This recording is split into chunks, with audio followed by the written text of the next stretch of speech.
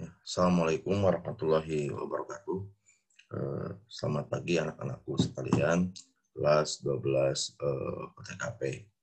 Hari ini kita akan memasuki kompetensi dasar yang baru, yaitu tentang mengevaluasi pers di Indonesia.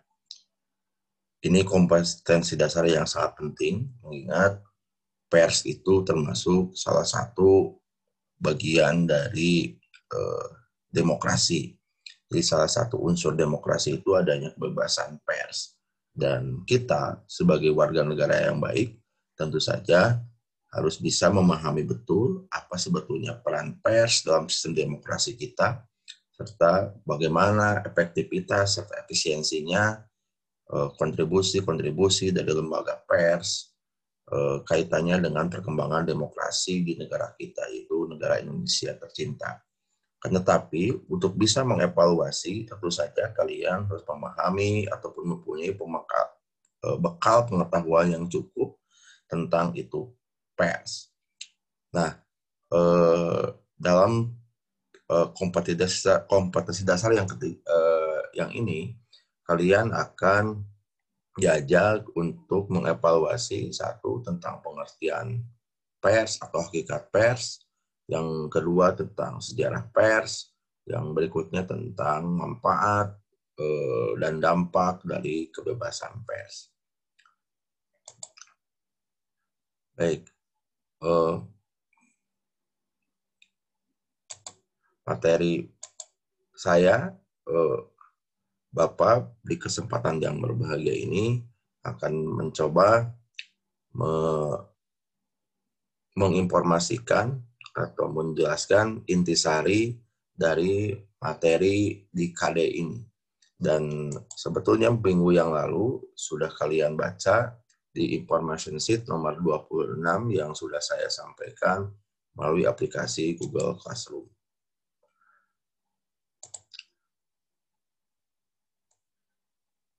Aku yang berbahagia, tentu saja sebelum kalian akan mengevaluasi bagaimana peran pers di Indonesia, kalian harus memahami dulu apa sebetulnya dari pers itu. Pers secara etimologi berasal dari konsep bahasa Belanda dan bahasa Inggris. Kata pers sendiri itu berasal dari bahasa Belanda. Kemudian dalam bahasa Inggris ada dalam arti dalam kata to press. Nah, dua-duanya antara pers dalam bahasa Belanda ataupun to press dalam bahasa Inggris itu artinya sama-sama menekan. Menekan artinya adalah menekan. Nah, ini terkait dengan industri waktu itu di Belanda ataupun di Inggris, industri percetakan. Jadi untuk mencetak sesuatu itu menggunakan mesin press, itu menekan, ditekan. Nah, kemudian yang kedua, dalam arti etimologi, dalam arti istilah ini banyak sekali pengertian-pengertian tentang pers. Kalau kalian googling dengan kata kunci definisi pers, banyak sekali pakar-pakar ataupun peraturan-peraturan perundangan yang berbicara tentang pers. Dari sekian banyak pendapat itu, dapat diartikan Bapak membuat sebuah kesimpulan bahwa pers itu adalah lembaga sosial dan wahana komunikasi massa yang melaksanakan kegiatan jurnalistik. Kalau Anda lihat di Undang-Undang Republik Indonesia nomor 40 tahun 1999 tentang pers, di sana disebutkan bahwa pers itu adalah lembaga sosial dan wahana komunikasi massa yang melaksanakan kegiatan jurnalistik, meliputi mencari, memperoleh, memiliki, menyimpan, mengolah, dan menyampaikan informasi baik dalam bentuk tulisan, suara, gambar, suara dan gambar, serta data dan grafik maupun dalam bentuk lainnya dengan menggunakan media cetak, media elektronik, dan segala jenis saluran tersedia. Itu secara terminologi. Kemudian, apa sebetulnya yang menjadi karakteristik pers? Kita perlu ingat bahwa karakteristik itu ciri-ciri khusus dari sebuah konsep atau sebuah istilah atau suatu benda. Sesuatu disebut pers apabila memenuhi 5 karakteristik. Jadi sesuatu disebut pers apabila memenuhi 5 karakteristik. Nah, 5 karakteristik ini bersifat satu paket. Artinya apabila salah satunya tidak terpenuhi, maka itu tidak termasuk ke dalam konsep pers. Yang pertama adalah periodisitas. Artinya adalah bahwa pers itu harus terbit secara teratur atau periodik. Misalnya setiap hari, seminggu sekali, seminggu 2 kali, sebulan sekali, atau 3 bulan 1 kali. Jadi teratur gitu. Jadi tidak bisa kalau Anda misalnya membuat surat kabar, waktunya tidak teratur. Misalnya minggu ini 2 hari 1 kali misalnya. Minggu depannya tiba-tiba tidak terbit misalnya. Tiba-tiba tidak terbit. Minggu depannya lagi, terbitnya menjadi setiap hari. Nah, itu artinya tidak periodisitas. Maka lahirlah kalau di koran ada harian, surat kabar harian. Ada kalau di tabloid, misalnya di majalah ada bulanan, misalnya tiap bulan terbitnya tiap bulan. Itu secara kontinu. Termasuk waktunya juga, misalnya kalau harian. Ada yang terbitnya pagi, maka disebut harian pagi misalnya. Ada juga yang sore hari. Itu harus konsisten. Kalau tidak seperti itu, maka tidak disebut dengan pers. Yang kedua, publisitas. Artinya adalah bahwa pers itu harus ditujukan kepada publik artinya atau halayak umum yang sangat heterogen. Dengan kata lain, bahwa sesuatu disebut pers itu harus diterbitkannya untuk semua orang yang sifatnya beragam, beraneka ragam. Tidak bisa sekarang disebut pers hanya misalnya untuk keluarganya saja, tidak bisa seperti itu. Makanya publisitas, artinya publik itu bukan privat, tapi halayak umum. Yang berikutnya, aktualitas. Aktualitas ini mengandung unsur kebaruan.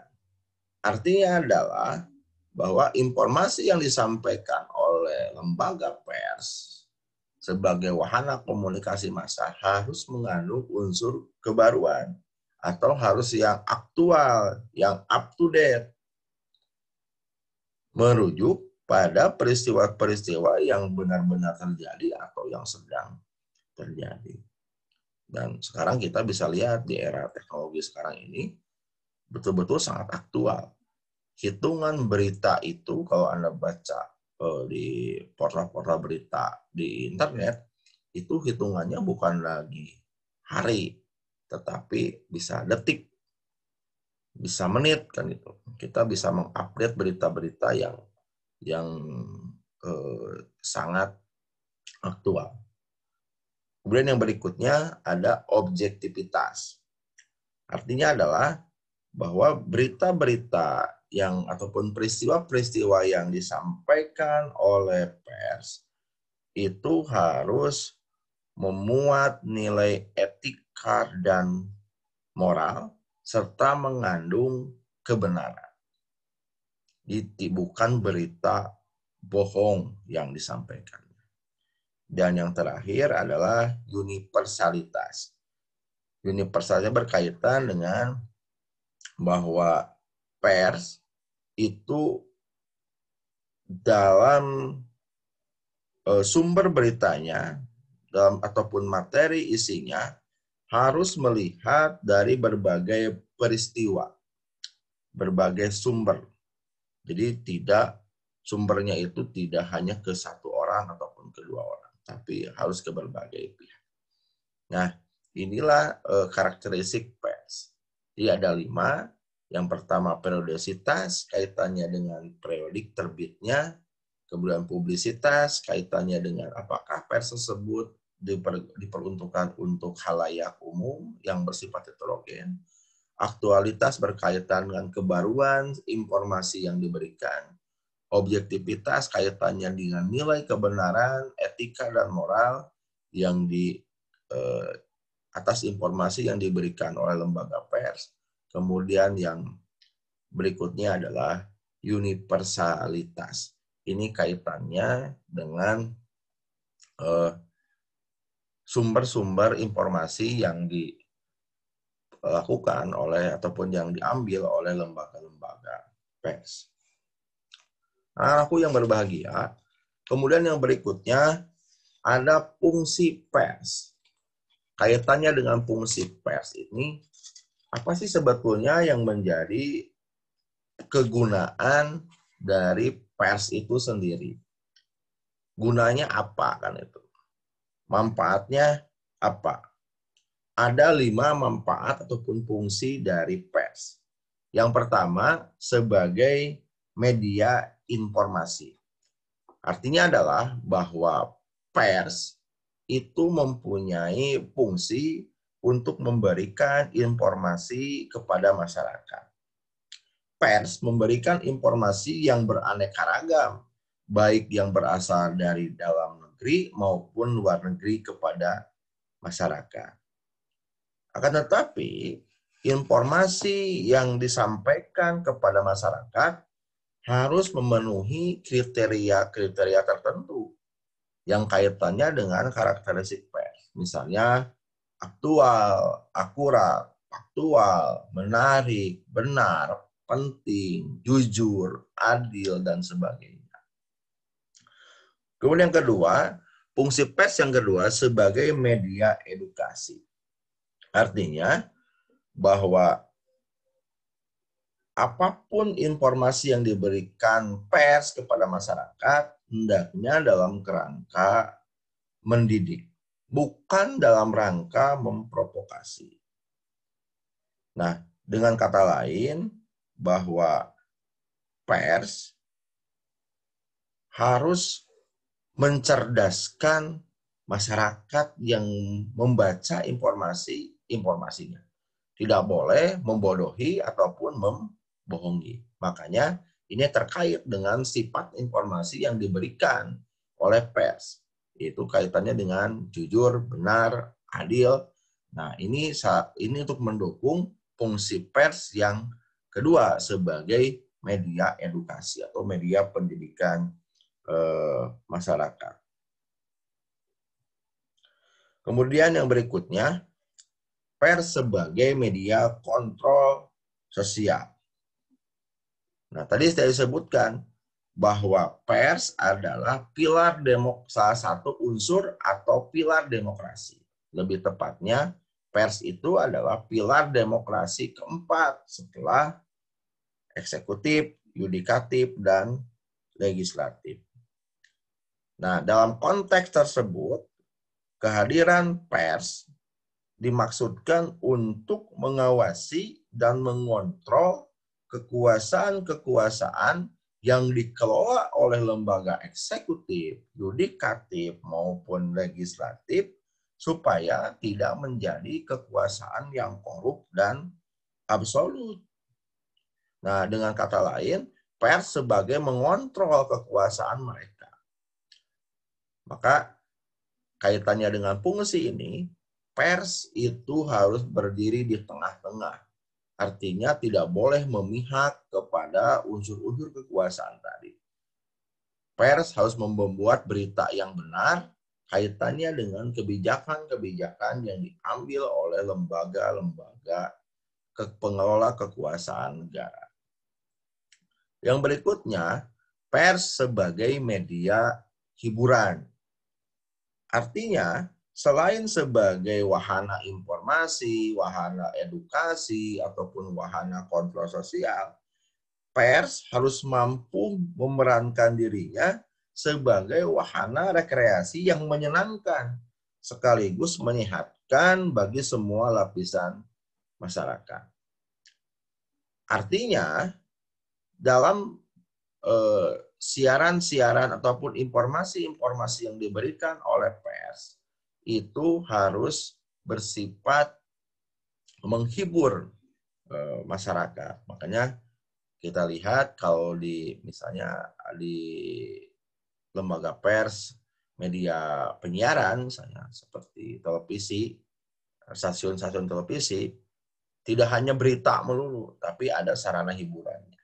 Bahkan lebih banyak sarana hiburan dibandingkan dengan media edukasi atau media informasinya. Ada sinetron, ada film, dan segala macam. Atau di surat kabar. Di surat kabar tidak ada berita melulu kan. Tapi ada diselingi dengan ada cerita-cerita pendek misalnya. Kemudian ada permainan seperti teka-teki silang dan sebagainya. Kemudian yang terakhir, fungsi pers sebagai media penghubung. Artinya adalah dengan fungsi media penghubung ini atau fungsi mediasi ini, pers mampu menghubungkan tempat yang satu dengan tempat yang lain. Peristiwa yang satu dengan peristiwa yang lain. Orang yang satu dengan peristiwa yang lain. Misalnya, di koran, ada sajian iklan baris lowongan kerja. Nah, dengan sajian seperti itu, artinya pers telah menghubungkan ratusan bahkan ribuan para pencari kerja dengan berbagai macam perusahaan yang memasang iklan lowongan kerja. Itu contohnya. Jadi pers sebagai media penghubung. Nah, anak-anakku, itulah hakikat dari pers yang meliputi pengertian pers, karakteristik pers, dan fungsi pers.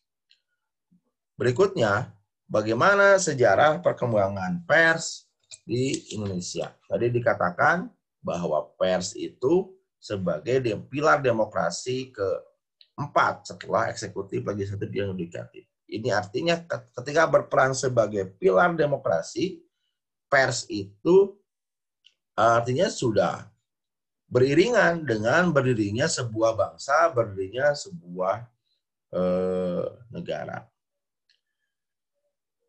Bagaimana sejarah perkembangan pers di Indonesia?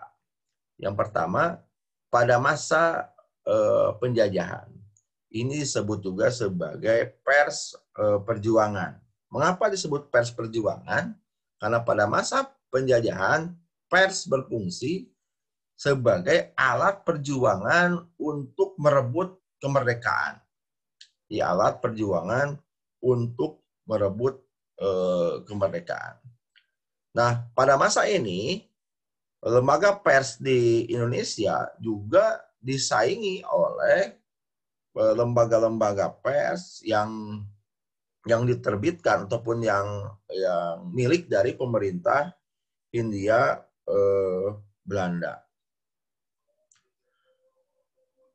Nah, ini sebagai saingan ataupun untuk menekan perkembangan pers yang diterbitkan atau media pers yang diterbitkan oleh bangsa pribumi, oleh orang-orang Indonesia.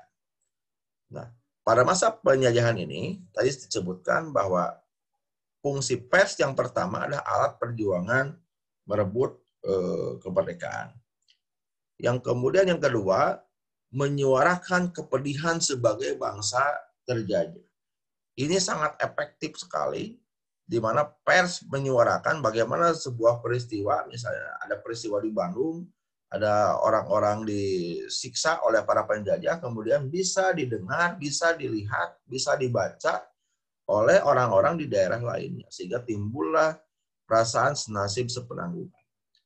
Akan tetapi, para pers Indonesia pada masa ini juga sangat mendapatkan tekanan dari para penjajah, dari penjajah. Ya, tadi dengan penjajah dengan menerbitkan koran-koran yang untuk isinya menyaingi koran-koran Indonesia. Salah satu media surat kabar pertama yang terbit pada masa ini adalah Medan Priai. Medan Priai ini lahir di Bandung, Jawa Barat, provinsi kita. Nah, memang isi-isi beritanya kaitannya dengan bagaimana menyuarakan pokok persatuan, memperkokoh kesatuan untuk melawan penjajah. Kemudian pada masa kemerdekaan, pers berperan sebagai alat perjuangan untuk mempertahankan kemerdekaan, maka disebut juga pers revolusi. Pada masa ini ada dua jenis pers. Ada pers republik, ada pers Nika.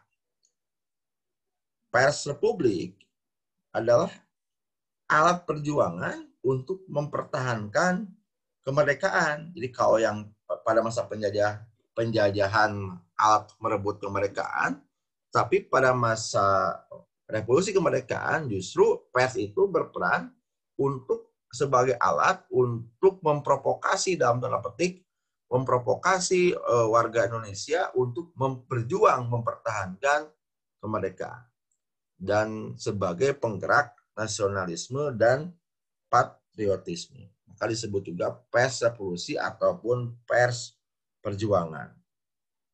Nah, selain pers republik, ada saingannya juga dari Belanda, yaitu pers Nika.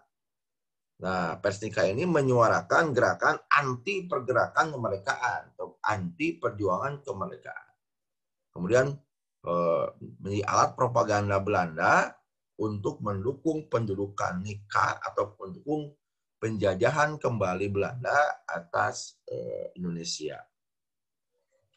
Kemudian periode yang ketiga itu pada masa demokrasi liberal. Ini antara tahun 1949 sampai dengan 1959.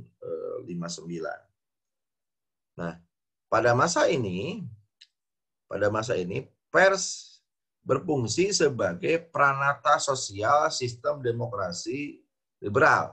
Artinya, peranata sosial ini sebagai lembaga alat bagi pemerintah untuk betul-betul memfungsikan lembaga pers sebagai pilar demokrasi liberal. Artinya, kepentingan-kepentingan pemerintah di sini disuarakan oleh pers, ataupun nilai-nilai demokrasi liberal ini disuarakan oleh pers. Kemudian yang kedua, ada kekhasannya di sini. Pers itu sebagai alat perjuangan partai politik. Jadi ada beberapa media cetak ataupun surat kabar yang berafiliasi atau bergabung dengan beberapa partai politik. Kemudian yang berikutnya, pada masa Orde Lama. Pada masa Orde Lama, itu tepatnya dari tahun 1959 sampai 1965. Nah, ini kondisi yang paradoks antara pers pada masa demokrasi liberal dengan pers pada masa Orde Lama. Nah, dikenal dengan pers otoriter. Artinya adalah bahwa pemerintah mengawasi ketat perkembangan pers ataupun berita-berita yang disampaikan oleh media cetak ataupun surat kabar. Pemerintah tidak segan-segan memberangus atau artinya menutup lembaga pers apabila bertentangan dengan kepentingan pemerintah tanpa melalui proses peradilan terlebih dahulu. Nah, mengapa? Karena pada masa ini pers harus betul-betul menyuarakan kepentingan pemerintah. Pada waktu itu, ideologi kita itu sedang pemerintah lewat kepemimpinan Presiden Insinyur Soekarno lagi mempropagandakan ideologi Nasakom, nasionalis, agama, dan komunis. Kemudian pada masa Orde Baru, ketika Orde Lama tumbang tahun 66,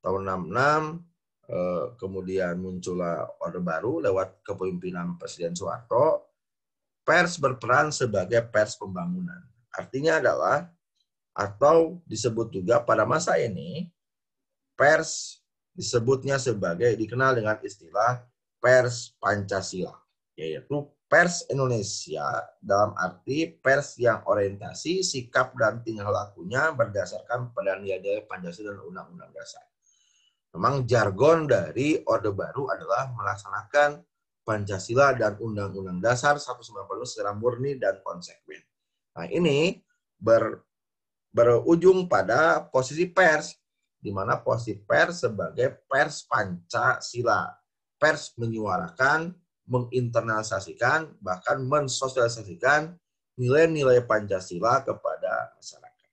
Selain itu, pada masa Orde Baru, pers itu berperan sebagai pers pembangunan. Mengapa? Karena pers itu menjadi alat komunikasi pembangunan yang dilakukan oleh pemerintahan Orde Baru. Tetapi meskipun demikian, di awal-awal memang terjadi hubungan yang sangat mesra antara lembaga pers dengan pemerintah. Tetapi kemudian sama halnya dengan pada masa Orde Lama, ketika munculnya undang-undang subversif yang mengatur pasal tentang penghinaan terhadap pemerintah, kritik kepada pemerintah, setiap pers yang dianggap bertentangan dengan kepentingan pemerintah itu diberangus atau ditutup, izin terbitnya dicabut. Nah, kemudian yang terakhir pada masa reformasi.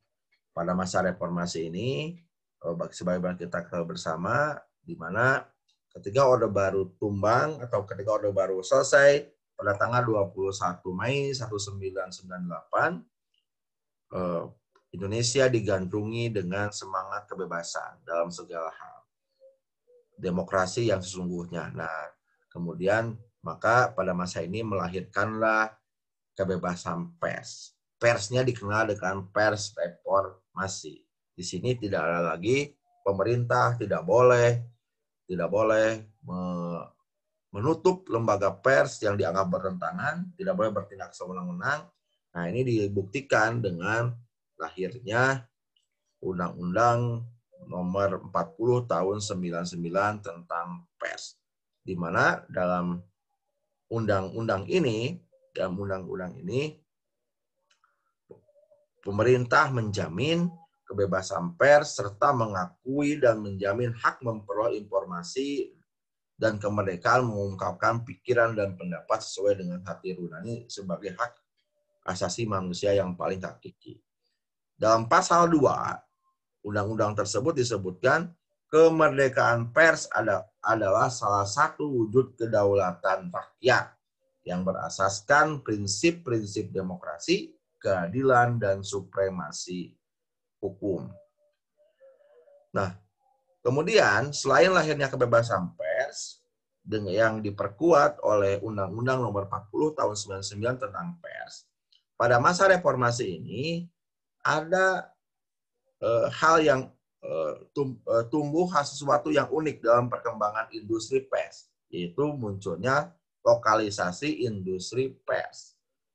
Munculnya harian-harian ataupun surat kabar lokal, munculnya TV-TV lokal. Ini ada pada masa reformasi. Dulu kita, kalau Anda saya yang lahir sebelum tahun 90-an, mengenal koran itu hanya koran nasional. Hanya Pikiran Rakyat misalnya, kemudian ada Kompas. Tapi sekarang kita bisa lihat adanya lokalisasi, misalnya ada Radar Tasik, ada Kabar Priangan, yang hanya cakupan wilayah kerjanya itu ada meliputi kota Tasikmalaya ataupun dan sekitarnya. Kemudian ada TV-TV lokal, ada Radar TV, kemudian ada Ada Bandung TV kalau di Bandung. Nah, ini contoh dari lokalisasi industri pers. Kemudian yang berikutnya, muncul pula pada masa reformasi itu digitalisasi industri pers, di mana koran-koran cetak ini sudah mulai tergeser oleh koran-koran digital dalam bentuk portal-portal berita di internet. Misalnya ada Detik.com, ada okezone.com, misalnya ada vivanews.com. Nah, ini ada portal-portal berita yang menggambarkan bagaimana digitalisasi industri pers. Dan pada masa ini kita dapat dengan mudah mengakses informasi dari berbagai macam tempat dengan kecepatan waktu yang sangat luar biasa. Apabila Anda buka, misalnya punya di aplikasi smartphone Anda punya salah satu aplikasi portal berita misalnya, maka Anda akan lihat aktualitasnya luar biasa, sangat cepat, updating beritanya sangat cepat. Kemudian yang berikutnya tentang kebebasan pers. Karena pada masa reformasi digulirkan kebebasan pers lewat Undang-Undang Nomor 40 tahun 1999, nah tentang kebebasan pers, maka kita harus memahami apa sebetulnya manfaat dan dampak ketika kebebasan pers disalahgunakan. Mengapa ada muncul penyalahgunaan kebebasan pers? Nah, inilah salah satu dari perilaku-perilaku yang menyimpang dari perilaku demokrasi. Kebebasan pers itu ditujukan untuk memperkuat peran pers sebagai pilar keempat demokrasi. Tetapi pada kenyataannya, banyak sekali penyalahgunaan atas kebebasan pers itu sendiri. Apa saja penyalahgunaannya? Pertama, dari penyiaran berita-berita bohong atau berita-berita hoax. Sekarang begitu luar biasa, sangat bertebaran berita-berita bohong, entah siapa yang membuatnya, dan itu masuk ke smartphone kita lewat media sosial kita. Dan kita pun kadang-kadang tidak sadar untuk tidak mengklarifikasi terlebih dahulu berita-berita tersebut, kemudian kita share saja tanpa kita kontrol. Makanya alangkah bijaknya kepada kalian apabila menerima berita-berita yang belum tentu kebenarannya, Anda saring dulu, jangan langsung share. Ingat sekarang ada Undang-Undang ITE yang mengatur bagaimana kita apabila kita men-share berita-berita bohong, maka yang terjadi adalah kita bisa bermasalah secara hukum. Kemudian yang berikutnya, peradilan pers. Artinya adalah pers memberitakan berita-berita yang kurang berimbang dan tidak menggunakan pihak-pihak yang terlibat dalam berita tersebut secara berimbang, secara adil. Akhirnya ada kesan mengadili seseorang. Misalnya ada berita si A itu korupsi, padahal si lembaga tersebut belum mengklarifikasinya kepada orang tersebut. Kemudian yang berikutnya, opini sesat. Opini sesat ini adalah opini-opini yang tidak dibenarkan atau opini-opini yang bertentangan ataupun yang kurang tepat sehingga dapat menyesatkan masyarakat. Hal ini terjadi karena berita yang disampaikan oleh para pekerja pers tidak memperhatikan unsur-unsur objektivitas, tidak memperhatikan nilai-nilai kebenaran. Sehingga yang terjadi adalah bagaimana masyarakat itu terpolarisasi ataupun terprovokasi. Kemudian yang berikutnya, berita-berita yang provokatif. Ini bahaya sekali apabila pers membuat berita-berita provokatif yang bisa menyebabkan emosi masyarakat menjadi meledak sehingga akan menimbulkan perpecahan. Kemudian yang berikutnya, tindak pidana. Artinya pers juga, lembaga pers juga bisa melakukan tindak pidana. Ketika apa? Misalnya ketika dalam berita-beritanya mengandung kebohongan, kemudian menimbulkan kerugian-kerugian kepada negara, salah satunya misalnya. Misalnya di beritanya ada penghinaan terhadap presiden misalnya. Misalnya si lembaga pers tersebut membuat karikatur presiden yang tidak patut misalnya. Nah, itu merupakan salah satu bentuk tindak pidana. Apa dampaknya dari penyalahgunaan kebebasan pers tersebut? Tentu saja bisa merusak kepentingan pribadi ketika seseorang diberitakan yang tidak benar di portal berita ataupun di lembaga pers tersebut, maka citranya, image-nya akan rusak, membuat orang lain mungkin menjadi ilfeel terhadap dia. Nah, ini berbahaya sekali. Kemudian yang berikutnya, merusak kepentingan masyarakat. Misalnya dengan berita-berita yang bohong, opini sesat, ataupun provokatif, membuat masyarakat menjadi terpecah belah. Kemudian masyarakat tertipu, kemudian terjadinya ketegangan atau konflik di masyarakat. Jadi hati-hati dalam pemberitaan-pemberitaan pers. Kemudian tentu saja merusak kepentingan bangsa. Ketika lembaga pers membuat pemberitaan yang tidak objektif, yang tidak benar, misalnya tentang pemerintah, nah, tentu saja akan menimbulkan dampak, misalnya tingkat kepercayaan masyarakat terhadap pemerintah menjadi berkurang. Karena setiap hari terus diberitakan yang tidak benar, misalnya. Kemudian lunturnya kepercayaan dari negara lain kepada negara kita. Nah, ini berbahaya misalnya. Sehingga hubungan diplomatik antara negara kita dengan negara lainnya menjadi terganggu.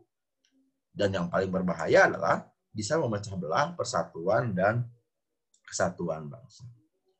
Nah, apa sebetulnya manfaat kebebasan pers? Setelah tadi Bapak menjelaskan dampak dan bentuk penyalahgunaan pers, sekarang apa sebetulnya manfaat kebebasan pers?